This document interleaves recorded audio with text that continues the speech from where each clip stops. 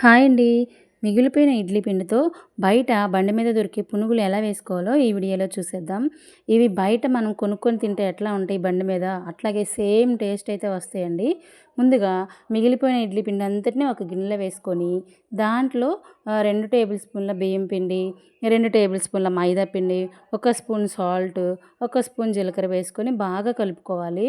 మనం ఎంత బాగా కలుపుకుంటే అంత గుల్లగా, క్రిస్పీగా అయితే పునుగులు వస్తాయండి.